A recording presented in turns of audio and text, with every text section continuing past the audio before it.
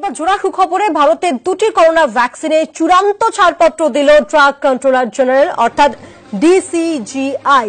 কোভ্যাক্সিন এবং কোভিশিল্ডের চূড়ান্ত ছাড়পত্র ড্রাগ কন্ট্রোলার জেনারেলের। এই নিয়ে আরো বিস্তারিত জানবো, আমাদের সঙ্গে রয়েছেন আমাদের প্রতিনিধি ময়ূক রঞ্জন ঘোষ। ময়ূক, আপডেট।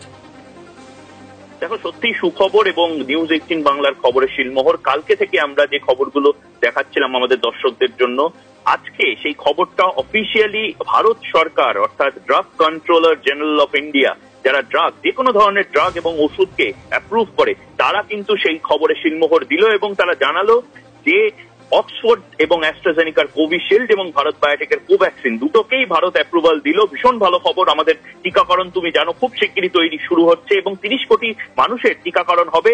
তাতে দুটো ভ্যাকসিনই অর্থাৎ কোভ্যাক্সিন এবং কোভিশিল্ড দুটোরই ব্যবহার করা যেতে পারে এবং অক্সফোর্ড অ্যাস্ট্রাজেনিকার যে ট্রায়ালের এফিকেসি রেট 75% যেটা ব্রিটেনে পাওয়া গেছিল, ডিসিজিআই অর্থাৎ ড্রাগ কন্ট্রোলার এখানেও বলেছে যে কম্পারেবল ফাইন্ডিংস অর্থাৎ মোটামুটি একই রকম ফাইন্ডিংস ভারতের নিরিখেও পাওয়া গেছে। ভারত একটি গরম দেশ, সেই ক্ষেত্রে দাঁড়িয়ে ফাইজারের যে সমস্যাটা হচ্ছিল -75 ডিগ্রি টেম্পারেচারের একটা ভ্যাকসিন রাখা, সেই সমস্যাটা এই ভ্যাকসিন গুলোর ক্ষেত্রে নেই। সুতরাং গরম একাধিক জেলা বা মহকুমা এলাকাতেও এই ভ্যাকসিনটা খুব সহজে ট্রাক করেই পৌঁছে দেওয়া হবে এবং ভারতীয় বায়ুসেনাও এর সাথে সাহায্য করবে। কিন্তু জাইডাস ক্যাডিলার ক্ষেত্রে দাঁড়িয়ে ডিসিজিআই বলেছে যে থার্ড ট্রায়ালটা তোমরা করো, আমরা আশাবাদী যে এই ভ্যাকসিনটাও হয়তো বাজারে খুব শিগগিরই চলে আসবে।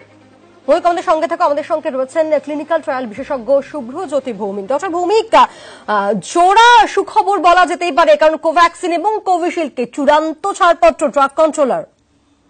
একদমই, আমি মনে করছি যে ভারতবাসীদের জন্য এটা একটা বড় নতুন বর্ষের উপহার ড্রাগ কন্ট্রোলার জেনারেল দিলেন। এটা অবশ্যই প্রত্যাশিত ছিল, যে কেন কি আমরা দেখেছি যে সাবজেক্ট এক্সপার্ট কমিটি শুক্রবার দিন অক্সফোর্ড ভ্যাকসিনকে রিকমেন্ড করেছিলেন, গতকাল তারা কোভ্যাক্সিনকে রিকমেন্ড করেন। তো আমরা এটা বুঝতে পারছি যে 130 কোটি ভারতবর্ষের লোকেরা তারা কিন্তু ভ্যাকসিন পেতে চলেছে।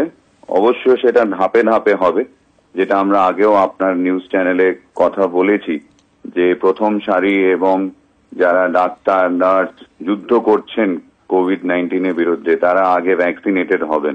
তো এটা বিরাট খবর, আনন্দের খবর।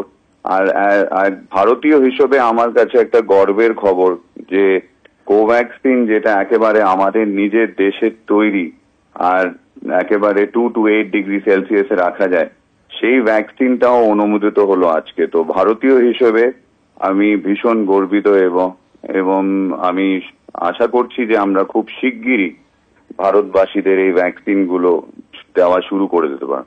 বেশ, ধন্যবাদ আপনাকে। আমরা শুনবো ডিজিসিআই এর পক্ষ থেকে ঠিক কি বলা হয়েছে, তাদের বক্তব্য আপনাদেরকে একবার শোনাবো।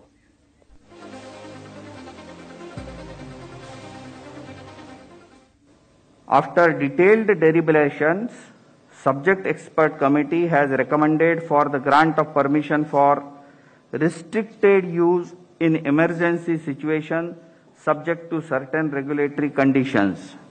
The clinical trial ongoing within the country by the firm will continue.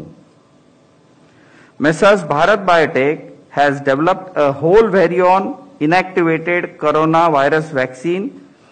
The subject expert committee has reviewed the data on safety and immunogenicity of the vaccine and recommended for grant of permission for restricted use in emergency situation in public interest as an abundant precaution in clinical trial mode.